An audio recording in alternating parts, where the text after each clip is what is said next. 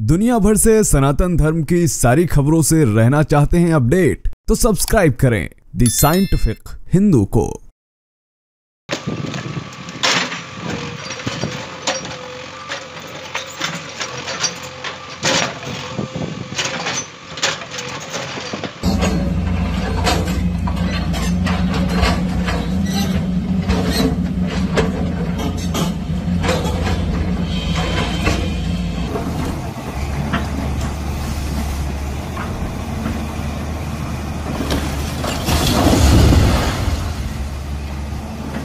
देश दुनिया से अलग अलग तरह की खबरें आती रहती, लेकिन जो सबसे कॉमन खबर है वो ये है, एक जगह पर एक विशेष वर्ग का अतिक्रमण। फिर चाहे वह भारत में अनेकों तीर्थ स्थल हो या फिर अलग अलग जगहों पर मस्जिद, मजारें या फिर मदरसे बना देना, हर जगह पर ये समाज आगे रहता है। जरूरी नहीं है कि जहाँ आप जा रहे हैं, जो आज आपका ऑफिस है या फिर जिस गली से आप गुजरते हैं, वहाँ पर कल कोई रास्ते के बीच में जिसको आप ब्रेकर समझते हो वो कोई मजार निकल कर आ जाए।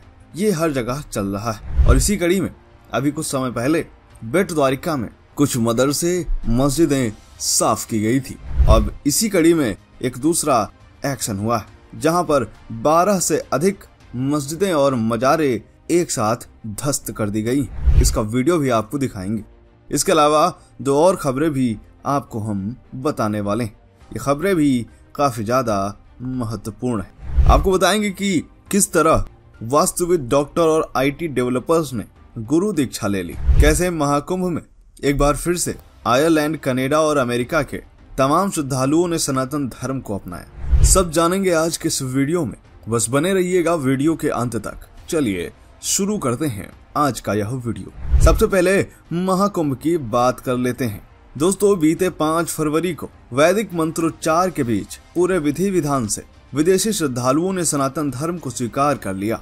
आज के समय में युद्धग्रस्त होती दुनिया में शांति की ओर सिर्फ सनातन ही खींच रहा है, और बीमारियां, नशा, तनाव, इन सब के बीच लोग सनातन की शरण में आ रहे हैं। यहाँ वैदिक मंत्रोच्चार के बीच पूरे विधि विधान से 61 विदेशी श्रद्धालुओं ने जगत गुरु साईं मां लक्ष्मी देवी से दीक्षा ली और सनातन धर्म को अपनाया। इस मौके पर विदेशी श्रद्धालु ओम नमः शिवाय की धुन पर नाचते गाते भी दिखे।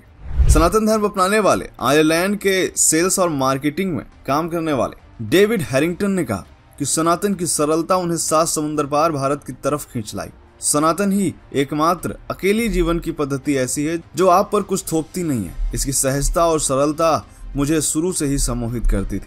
महाकुंभ के अद्भुत और पावन अवसर पर मैंने सनातन को स्वीकार किया है, जो मुझे असीम शांति और आनंद का अनुभव करा रहा है।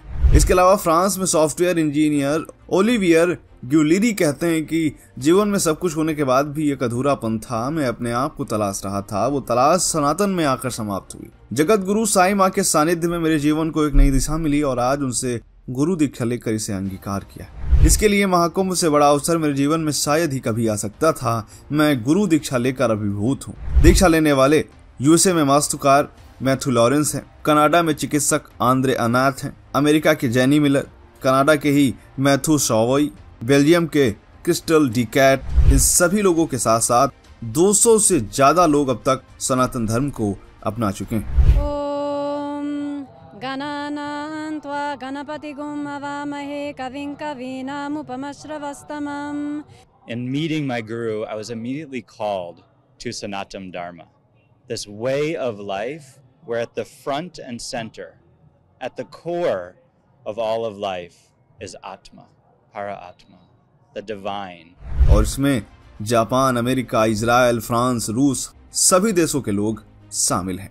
वाकई में काफी ज्यादा अद्भुत बात है। चलिए अब अगली खबर पर बात कर लेते हैं, जो कि आई है गुजरात के बेट द्वारिका से। यहाँ पर एक बार फिर से बुलडोजर गरजा है। अभी हाल ही में आपने देखा था कि करीब 525 ढांचों को गिरा दिया गया था, जो कि अवैध थे, और इसमें से 9 धार्मिक स्थल, कमर्शियल इमारतें थी, काफी बड़ी थी, लेकिन फिर भी इन्हें गिरा दिया गया। ध्यान रहे कि बेट द्वारिका एक द्वीप है, छोटा सा, 35 किलोमीटर दूर है ये द्वारिका शहर से। अब एक बार फिर से बुलडोजर चला है और 5 दिन की इस कार्रवाई में 6500 वर्ग मीटर जमीन मुक्त करा ली गई है। देखिए यह वीडियो।